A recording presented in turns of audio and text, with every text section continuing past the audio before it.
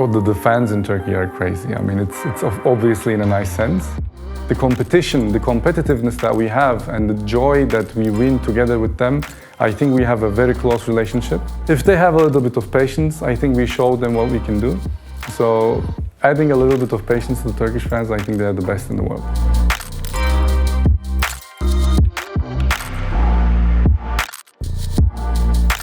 My name is Cesur Sünnetçioğlu. I'm the co-founder of Fut Esports, and I'm more responsible for the strategic decisions and the business development. And I'm happy to one of the three partners, one of them being a friend of mine for 32 years, Sinan, and the other one, Furkan. We take all the decisions all together and manage the organization. Sinan and I are friends from our hometown, Bursa, where we were born. We were living in the same street. We were 5 years old when we met. Basically, he was playing football in front of our garage and hitting the cars and everything. So he's like the more naughty guy and I'm like more the steady guy. And then we turned out to go to the same primary school and then to the same high school, same university. And we were always together. We know each other for 32 years now, yeah. Our history begins in 2014. I founded Futbolist as a mobile application. We were publishing news about sports. And then in 2016, together with Sinan, we moved to esports.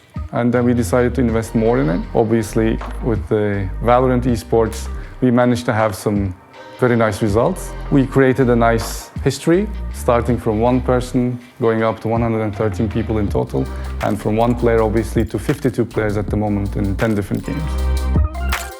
The identity of Fut Esports is basically passion. We're basically very passionate about everything. And you could have seen the video where we received the good news about the partnership, when my partner Sinan is just telling the good news, giving the good news to the guys, that everybody is like cheering, jumping, and it's all emotions and passion. Bu süreci yaşadınız.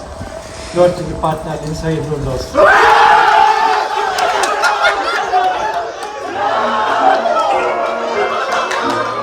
Bu takımı özel yapan şey bence çok iyi arkadaşlıkların olması. Bence birinci adım olarak. Çünkü herkes birbiriyle arkadaşlar öte aile gibi. En ufak bir hatada, doğru şeyde, yanlış şeyde bunları çok rahat bir şekilde birbirleriyle konuşup bu seviyeleri bir tık daha yukarı çıkartabiliyorlar. Bence en önemli etken bu. Benim adım Eray Sarıkaya. Bir senedir Fut Espor'da koçluk yapıyorum ve halihazırda koçluğuma devam ediyorum. Türkiye komünitesi sanırım Amerika'ya, Avrupa'ya veya Asya'ya göre galiba biraz daha takımlarına bağlı. Bağlılık seviyede sanırım duygularımızdan geliyor. Biz genelde duygularımızı çok yaşayan bir milletiz ve bunu her zaman göstermeyi severiz. Yani taraftarla olan ilişkimizden çok bence burada sürekli yakınlık seviyesi her zaman yüz yüze olmak zorunda gibi hissettiriyorlar. Çünkü Fut House'a geliyorlar, boş parti yapıyoruz, sürekli gelmek istiyorlar, sürekli Fut House'a değil, hani başka etkinliklerle bizde olmak istiyorlar. Bence bunun en önemli sebeplerinden birisi duygusal bir milletiz ve taraftarlarımız bu yüzden takımlarına çok bağlı ve biz onları seviyoruz. Eminim ki onlar da bizi seviyor.